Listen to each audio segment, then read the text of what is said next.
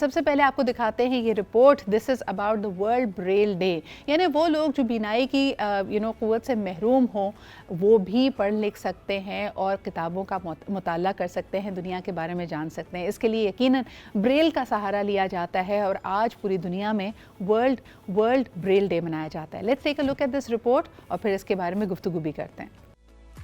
کاغذ پر ابھرا ہوا ہر نقش بصارت سے محروم افراد کے لیے کوئی نہ کوئی معنی رکھتا ہے اور وہ انگلیوں سے چھو کر اسے پڑھ سکتے ہیں. یہ تحریر بریل کہلاتی ہے جس کا آج عالمی دن منایا جا رہا ہے. یہ دن بصارت کی نعمت سے محروم افراد کے رسم الخط یعنی بریل کے موجد لوئی بریل کے یوم پیدائش کے موقع پر منایا جاتا ہے. بریل رسم الخط ابھرے ہوئے حروف کو پڑھنے کا طریقہ ہے جو فرانس کے نابینا استاد لوئی بریل نے 1834 میں ایجاد کیا تھا. بریل بنیادی طور پر 6 نقطوں پر مبنی نظام ہے جس میں ان نقطوں پر انگلیاں پھیری جاتی ہیں اور لکھی ہوئی تحریر کا مفہوم سمجھ لیا جاتا ہے. اس نظام کتابت کو تمام بڑی زبانوں نے اپنا لیا ہے. ماہرین کہتے ہیں کہ اس مقصد کے لیے ملک میں ہمارے ادارے موجود ہیں. وہاں لوگوں کو اس رسم الخط کے بارے میں آگاہی دینے کی اشد ضرورت ہے تاکہ بصارت سے محروم افراد بھی اپنے ساتھیوں کی طرح سیکھ سکیں.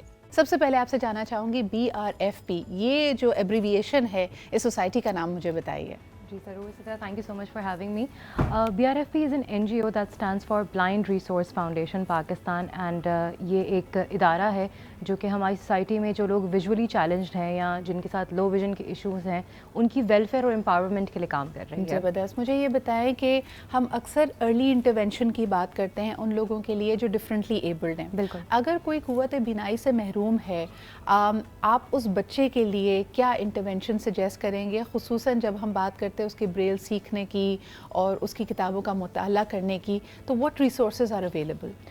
So there are a lot of resources available that can help a child. کیونکہ دیکھیں بلائنڈنس ایک ایسا ایشو ہے جس کے جو کچھ بچے ہوتے ہیں جو بائی برتھ ان کے ساتھ یہ ایشوز ہوتے ہیں. کچھ لوگوں کے ساتھ کسی ایکسیڈنٹ کی وجہ سے یا کسی ڈفرینٹ ڈس آرڈرز کی وجہ سے لیٹ بلائنڈنس بھی ہو سکتی ہے. تو the first thing that we need to work on is their independent living skills, جس میں سب سے پہلے ہم فوکس کرتے ہیں on their mobility and orientation تاکہ وہ independently move around کر سکیں. And the second thing that we need to focus on is to make them able to read and write تاکہ ان کی لٹریسی کی جو ایبلٹی ہے وہ کہیں سے کمپرومائز نہ ہو. اور اس کے لیے ہمارے پاس ایک زبردست سسٹم اویلیبل ہے, system of writing and reading especially for the people who are blind اور visually challenged, and that is the system of Braille. Braille کا سسٹم اویلیبل ہے اور دنیا بھر میں جتنی بھی لینگویجز ہیں وہ 130+ لینگویجز جو ہیں وہ بریل میں کنورٹ کی جا چکی ہیں اور اس کی مدد سے آپ آسانی سے لکھ سکتے ہیں, آپ آسانی سے پڑھ سکتے ہیں.